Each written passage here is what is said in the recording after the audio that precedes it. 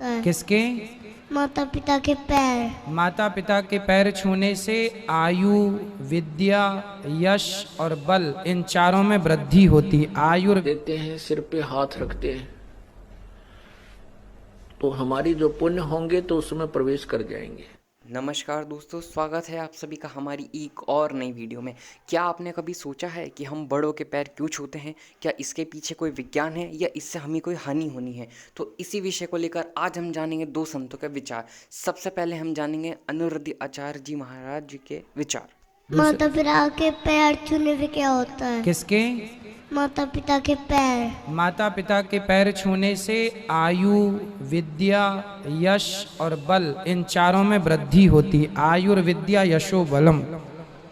जो अपने माँ बाप के नित्य पांव छूता है उसकी आयु बढ़ती है, विद्या बढ़ती है, यश बढ़ता है और बल, चारों में वृद्धि होती है। इसलिए पांव छूने चाहिए। ठीक है, आइए अब जानते हैं संत रामपाल जी महाराज के विचार। महात्मा कहते हैं, खाले पीले बिलसले रे हंसा।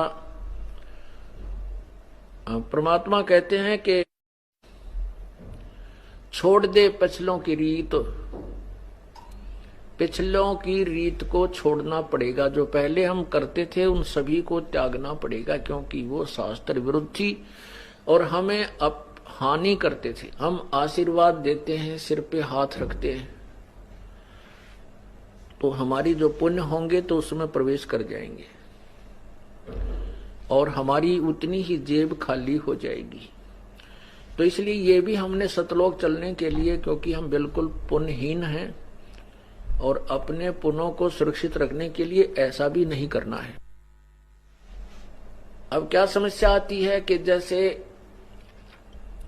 हमारी बेटियां हैं जो जिन्होंने उपदेश ले रखा है, वो कहीं ऐसे परिवार में उनका विवाह होता है कि वो उपदेशी नहीं है, तो वो कहते हैं कि हमने बुजुर्गों के पैर छूने पड़ते हैं, नहीं तो एक लोक वेद के आधार से हम निंदनीय हो जाते हैं, दुनिया बात बनाती है।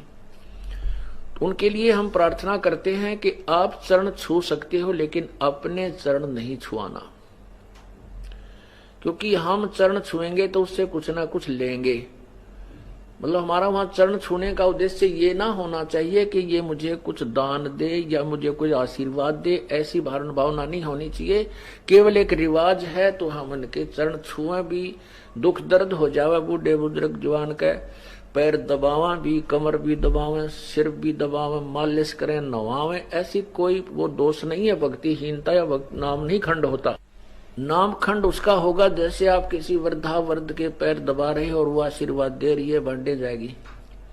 आपको पता है ये खाली टूटी है, इसमें कुछ नहीं है, या वो में बांडा है, इसके पल्ले कुछ नहीं है।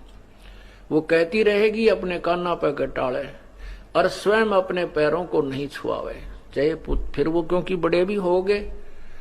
और ऐसे भी उपदेशी हैं जिनके बच्चों लड़कों का विवाह होता है, पुत्र वधू भी आती हैं, वो चरण छूने की चेष्टा करती हैं, तो चरण जितने वो झुके, उनका आदर भी अनादर नहीं करे, वो चरण छूने की चेष्टा करें। आप भी उतना ही झुक के उसके हाथ पकड़ ले और सीने से लगा ले, आ मेरी बेटी।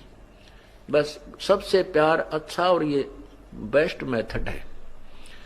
तो इस प्रकार अपने चरण नहीं छुआने हैं और किसी दूसरे का जैसे बुजुर्ग का सत्कार करने में पाप नहीं, ना कोई नाम खंड नहीं होता। लेकिन उद्देश्य ये ना हो कि मैं इसके चरण छूं और ये मुझे आशीर्वाद दे, मुझे कुछ प्राप्ति हो, पुत्र की या धन की, फिर नाम खंड होगा। तो हमने किसी को सिर पे हाथ नहीं रखना, आशीर्वाद नहीं देना, ये हमारे फॉल पॉइंट हैं। ये हमें भक्तिहीन करने के काल के जाल और रिवाज है। इनको ऐसे तरीके से हमें एक बीच का रास्ता निकालना है कि सांप भी मर जाए, ये रिवाजें भी बंद हों और लाठी भी ना टूटे, हमारा नाम भी खंड ना हो। तो उसके लिए ये नहीं है कि किसी बुजुर्ग या बीमार हो जाता खूब पैर दबावे, उसकी मालिश करे, सिर की करे, शेक करे, जो भी कोई सेवा करनी है कि खूब करो। एक औपचारिकता या किसी दूसरे कारण से नहीं करना चाहिए। तो ऐसे क्या होता था, जैसे